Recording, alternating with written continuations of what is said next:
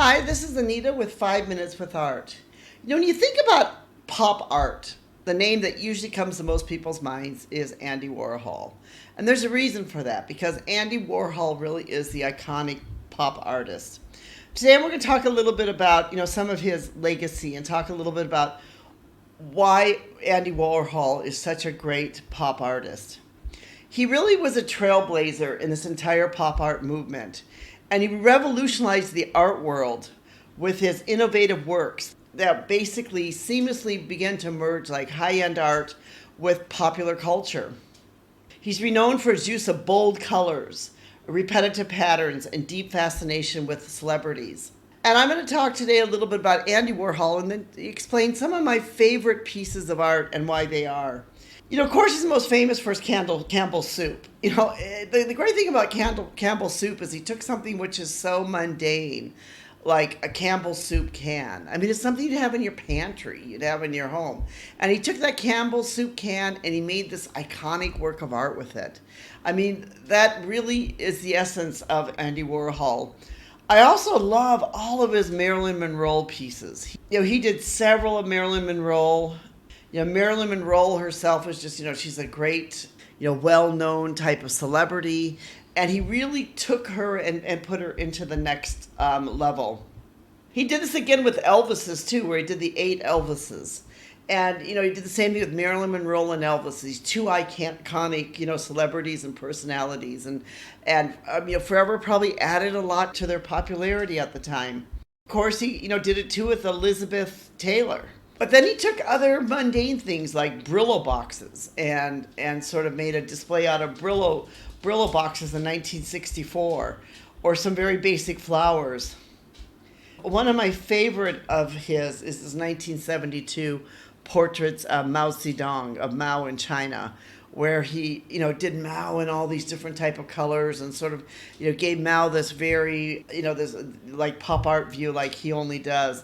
I really have always loved that one. I would say if I had one favorite work of art of Andy Warhol, it would probably for me would be Mao. But part of that could be because I've lived and worked in China. I know China well. I've studied China. I've studied a lot about Mao Zedong, and I just really love what he did with this here. We blended, like he was sort of making a political statement in 1972. You have to remember, at this time, China was closed off. And Mao was, completely popular in China at the time. So this would have been extremely revolutionary for this period of time. And he basically he blended the political and pop culture, which Andy Warhol was really, able to do so well, where he could blend these cultures, make a political statement at the same time as making another type of statement. And of course, we can't talk about Andy Warhol and what he did to Leonardo da Vinci's Last Supper. He in one of his final works, he took the Leonardo da Vinci's very famous Last Supper and infused it with contemporary commercial elements. So he sort of is questioning the commercialization of religious art in this and the impact of spiritual value. So it's really, this of course is also a very great and iconic painting. And again, one of his other work, we had sort of a political or a social statement to it, was his work entitled Gun, where basically he was making a statement about the gun violence in America. And he made this statement actually in 1981.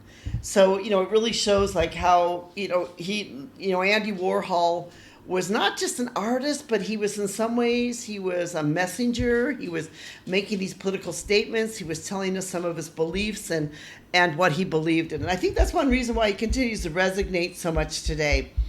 If you're interested in learning more about Andy Warhol, I've written a blog post entitled Legacy of Andy Warhol, a dive into his most famous artworks. And you can go on there and you can actually see a lot of these artworks in person. And then we've sort of, in the same blog post, we have listed out 10 reasons why he continues to be such a popular artist, and why whenever you think about pop art, you always think about the name of Andy Warhol.